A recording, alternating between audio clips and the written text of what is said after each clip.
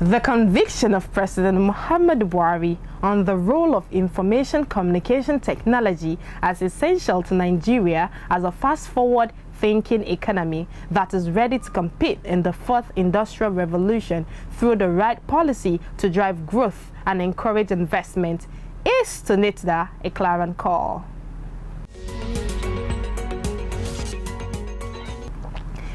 It is on that premise that we welcome you to this edition of Nitda Impact on the Nigeria Television Authority. I am Safia Danjuma. Nitda Impact is a weekly TV magazine conceived to enlighten, inform, and educate you on the developments, issues, and trends within IT ecosystem under the watch of Nitda. Again, you're welcome to the program. In line with the federal government economic agenda, which is designed to move the country from over-reliance on crude oil and food importation, Nigeria is vigorously pursuing foreign direct investment in the area of information and communications technology. To this end, the National Information Technology Development Agency, Nitda, has called on the global IT community in Silicon Valley, USA, to invest in the Nigerian economy as the government has set out investment-friendly IT policies to spur economic growth. The Director General of Nitda, Dr. Isa Ali Pantami, in a recent chat with the media, revealed some of the gains Nitda recorded during the agency's visit to the tech capital of the world. We showcased what the country has for them, the investment opportunities we have in Nigeria. And part of the things that I can consider as part of our gains, firstly through our meetings like with Google, Facebook, and LinkedIn, we discussed extensively about how they can partner with the federal government of Nigeria through relevant agencies and build our capacity, technology transfer, digital job creation, and many more. We asked them critical questions about our policy, where they feel we need to revisit it or to review it where the case arises. So they indicated very few observations, and the federal government is willing to address these areas. So for sure a lot has been achieved because they indicated their interest to partner with us, particularly in the area of capacity building, investment, technology transfer, digital job creation, and many more. So these are the few things I believe that we are about to achieve. Dr. Pantami also interacted with the tech communities of Silicon Valley while showcasing the achievements and investment opportunities in Nigeria's digital economy, with the aim of strategically ensuring that the economic recovery and growth plan of the federal government is brought to fruition in the IT ecosystem. Dr. Pantami stated that Nigeria remains a formidable market with high return on investment. From the meeting we have with 33 major investors, being led by the Vice President himself, and the discussion we also have with around 66 investors again, none of them mentioned the issue of just satellite or roads or power. That was not the even topic of discussion. Most of them knew our challenges. However, they focus more on our policies. Are they friendly or not? All their observations are toward that. Why? Because investors are after countries where there are some challenges so that they can come and join hands with them, leverage on that, and provide solutions. And that is what investment is all about. When a country is 99% fixed, then by implication, investors will not be interested in going there. During the summit, Dr. Pantami visited the headquarters of popular social media site Facebook and established a working foundation with tech giants like Google and LinkedIn towards digital investment for job creation in Nigeria. As part of efforts aimed at actualizing its mandate of regulating ICT in Nigeria, the National Information Technology Development Agency has opened the Digital Law Research Center, Abuja, to promote IT research and capacity building in the law profession. The Digital Law Research Center will develop and equip lawyers to regulate the ICT industry in Nigeria. Based on my knowledge of ICT, you can only develop ICT professionals, those who study computer science, information technology, cyber security, and many more. And you can only regulate ICT by deploying ICT lawyers. Then when I came on board, I realized the agency focused more on IT development and neglected IT regulation. So in order to make our IT regulation more effective, we have to consider lawyers as stakeholders in the agency. Commissioning the center, the Director General of Nitda, Dr. Isa Ali Pantami, articulated the scope and overlap of Nitda's mandate and the law profession. We need to produce many ICT lawyers in Nigeria, particularly the way telecommunications is advancing, the way ICT is advancing. There is need for us to ensure that we have ICT lawyers that can stand anywhere and talk and make presentation professionally, and they can come up with policies on how to regulate our cyberspace. As part of efforts by the National Information Technology Development Agency to develop guidelines for electronic government in Nigeria, the agency has once again reviewed the draft of the Nigeria e-Government Interoperability Framework at a stakeholders forum in Abuja. The draft review, which drew stakeholders from various arms ministries and parastatals of government, saw the Director General of Nitda, Dr. Isa Ali Pantami, highlighting the significance of e-government in Nigeria. As part of the responsibility of Nitda, according to the Act, Section 6, Article C, that the agency has been mandated to develop guidelines for electronic governance in Nigeria and also monitor data interchange. Because of this section of the Act, the agency considers it very important to come up with this draft of Nigeria e-Government Interoperability Framework so that stakeholders are invited to come here, review the draft, see how we can add value to it, criticize it constructively, because no one can do it alone. Dr. Pantami also spoke of how e-government will benefit Nigerians and contribute to the overall growth and development of the country. Integrated personnel payroll information system and bank verification number. With the implementation of these two, the federal government of Nigeria saves around 20 billion naira monthly. And we have GIFMIS, Government Information Financial Management Systems. We have e-taxation, e-passport, e-wallet for farmers. These are some success stories of e-government in Nigeria. And for sure, with the implementation of these few things, we clearly see how government saves cost.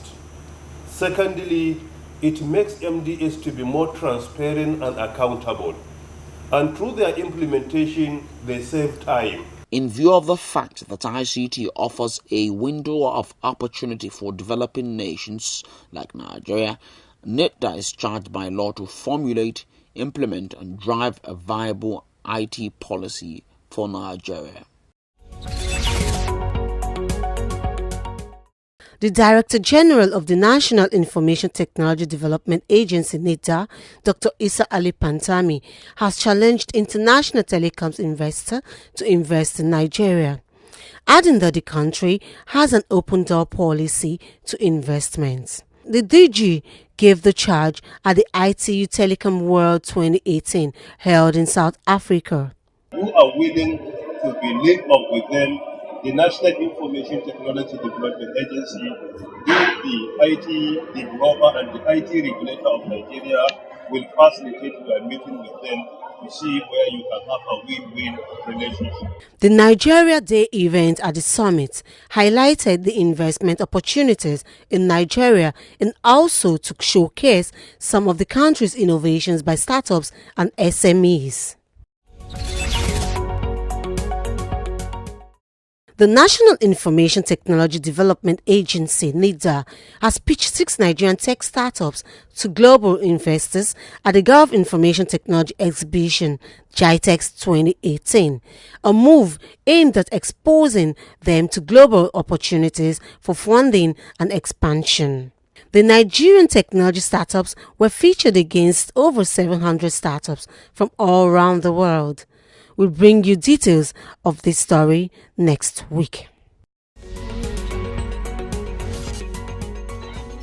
In a related development, Director of Corporate Planning and Research, CPR, Dr. Collins Agu, has stated Nitda's determination to provide the needed IT infrastructure and enabling environment to fast-track a knowledge-driven economy by way of promoting e-learning.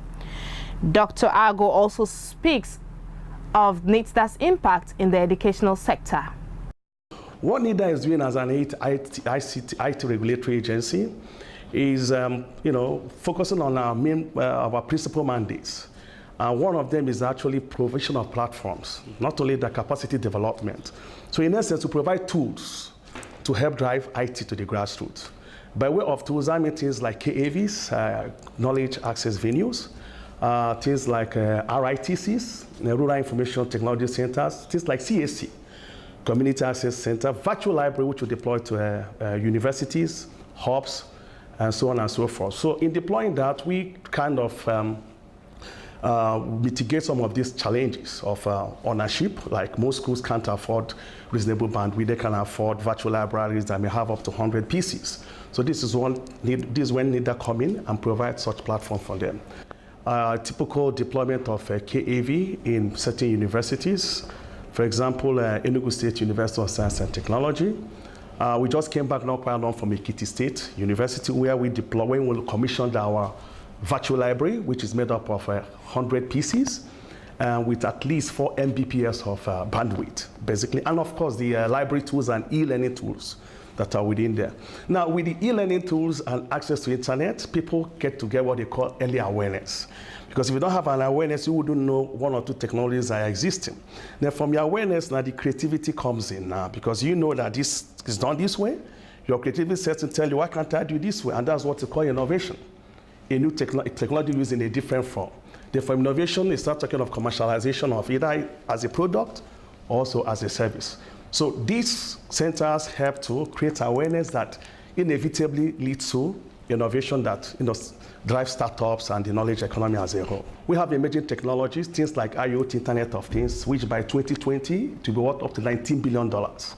And if we don't start developing that capacity right now, we'll be left behind. So ITSS is creating that early awareness by carrying out various training programs for universities, for NYC, core members. For example, Kuba Camp, we've carried out training program. As I speak with you right now, we have a training program going downstairs in our IT training room. Okay, and we also plan to take it across Nigeria. Then things like big data analytics, things like cloud computing, things like RFID technology. Not quite long, we invited all the MDAs, each of the ICT heads. We created an awareness program here in collaboration with our partners, RFID Research and Development Center in AUST in Lokogoma here. And we issued them, just as a proof of concept, RFID-enabled certificates, quality smart certificates, absolutely. So these are some of the things we create that early awareness to help people understand the trend. Because if you don't understand the trend, you can't key into it, absolutely. So Nitda is a place, being a regulatory agency, where people should come and see the latest technology work, where people come and listen to us and get the latest trend. And that's actually what we are doing. Now, let me take you through the question for the week. Number 1, what is Nitda's mission statement? I go again. What is Nitda's mission statement? And number 2, what are Nitda's core values? Again, what are Nitda's core values? Send your answers to us on info@nitda.gov.ng, info@nitda.gov.ng. Let me take you through our mailbox for your questions. We have Rosemary Ubogo from Mararaba in Abuja.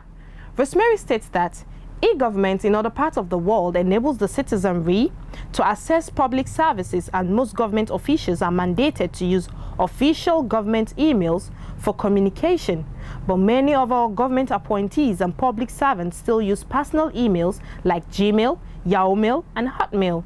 As she stated, for instance, if you send inquiries to most official government emails, there are usually no responses. Rosemary is asking what Nitda can do to address the situation. We also have Obina Chukuma from Abaraka Delta State. He is asking, in other advanced nations, children are exposed early in primary schools to science and technology innovations, but in Nigeria, we like to focus on theories. Is there anything Nitda can do to help our education system be IT focused? That is from Obina Chukuma from Abaraka. Thank you all for the mails, and be rest assured that the agency will do justice to them. And for more inquiries and questions on IT issues and the activities on Nitda, you can please send your mails to us on info@nitda.gov.ng. info@nitda.gov.ng.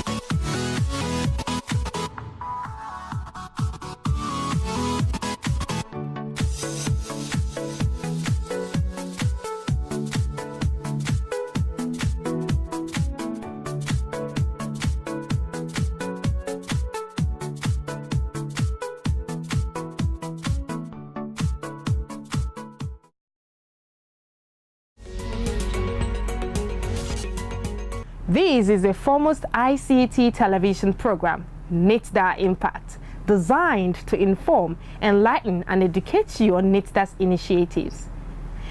Now let's listen to Dr. Isa Ali Pantami, the Director General of Nitda, as he speaks on the efforts of the agency to ensure IT capacity and promote youth innovation while ensuring the right policies are put in place to encourage IT entrepreneurship. What the agency has achieved, firstly, is to clearly change the perception of the agency in the minds of Nigerians. Before I came on board, many people just regarded Nitda as a contract awarding agency, where contracts were awarded just for the sake of awarding, not for the interest of developing the IT sector. We were able to achieve that now. The entire perception of Nitda with 99% of Nigerians is this is an IT agency, is a regulatory agency, is an IT developer. So we have achieved a lot. Changing people's perception is one of the most difficult things. Now, the entire agency and the entire staff of the agency are comfortable that it is no more business as usual. Now, Nitda is an IT agency, an agency that is mandated to develop and regulate infotech. When I came on board with the support of my management tech and other stakeholders, we came up with 7 strategic pillars. Firstly, IT regulation. In the area of IT regulation, IT sector has never been regulated in Nigeria effectively. But from the time I came on board to this time around, many ministries, departments, and agencies comply with the directive of Nitda being the regulator of IT, including private sector. Through this, huge amount of money has been saved. And our regulation is not for the purpose of frustrating or jeopardizing. As I always say, we regulate in order to support and promote development. So our regulation is for development, not regulation for frustrating your effort. Because many people, when you mention regulation, they feel like it is something that will frustrate them. It's not our plan, and it has never been part of our dictionary. So we are working on many standards, guidelines, and framework now. From the time I came to this time around, we have around 13 to 14 world-class standards and guidelines. And before I came, in the entire history of the agency, this number has not been achieved. So in the area of regulation, many private sector companies have been complying today, that they know the agency has so much interest in regulation, including our indigenous companies.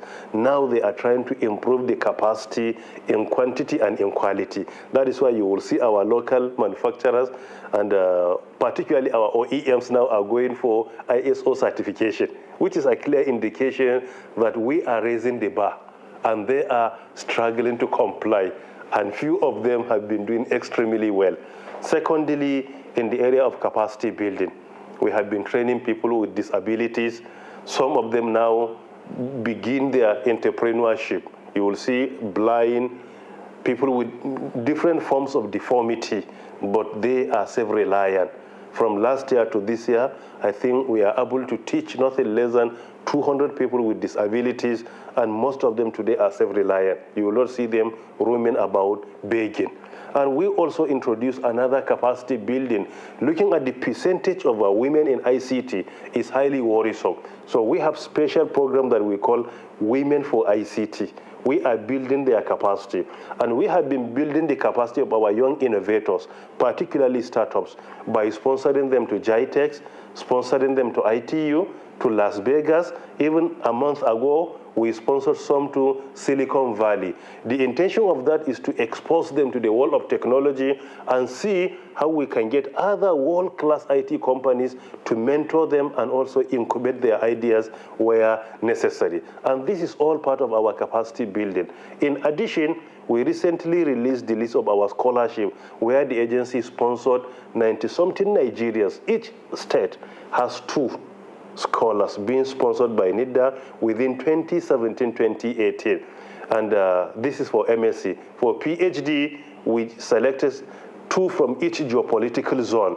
And for LLM, we sponsored 1 from each geopolitical zone. So this is also part of our capacity building. In the area of cybersecurity, we have been doing excellently well according to the perception we have been receiving from the stakeholders. Look, during WannaCry, Nigeria, or Nitda, was the first agency in the entire Africa to alert the continent about WannaCry. This is an indication. And we came up another with database of ministries, departments, and agencies. We have our SAT. We have been monitoring global attacks. Whenever we see anyone, we notify relevant ministries, departments, or agencies silently to take precautions. During WannaCry, we contacted Microsoft, we collected the patches, we forwarded to all the MDS we discovered they were vulnerable to the attack. This is part of what we have been doing. And as part of that, we also introduced what we call cybersecurity awareness campaign, where the agency has been moving from each and every geopolitical zone, inviting the heads of IT and relevant bodies to come to one state and get special training on cybersecurity. And we did for the Northwest, the second one, South-South, the third one, Northeast, and the 4th one could be in the Southwest, and the 5th one could be in the North Central, and the 6th one will go to the Southeast. This is part of what we have been doing, because the best way to protect yourself from cyber crime is to be aware of cyber crime. If you are aware of it and you know the precautions you need to take, the precautionary measures you need to adopt, then for sure the damage could be reduced dramatically. So these are some of the things we have been doing in the area of cybersecurity. Furthermore, digital job creation. We have been training people like GIS, Graduate Internship Scheme, where some Nigerians graduated with courses that are not related to IT, like law, sociology, philosophy, psychology, English language, and they couldn't find any job. So we train them on IT to convert them to be entrepreneurs. We have been doing this, at least so far, we train around 500 young Nigerians that switch from another field to ICT so that they could be self-reliant or entrepreneurs, as the case may be. And this is also part of our digital job creation. And as part of that as well, we establish 80 digital job centers all over the country. And you can find them in each and every state of this federation. And also, the next one is the area of digital inclusion, where we have been providing wide area network, virtual libraries, and many more centers to higher institutions of learning, including some secondary schools. Furthermore, number 6 is on the area of e-government development, that is government digital services promotion. The training of CEOs is part of government digital services promotion. And we have many advisory roles that we have been playing for many MDAs in the area of government digital services. And lastly, local content development and promotion. Thanks to our Director General for those insightful revelations. It is on that note that we draw the curtains on this show this week. See you again, same time next week. I remember humble self, Safia Danjuma. Bye for now.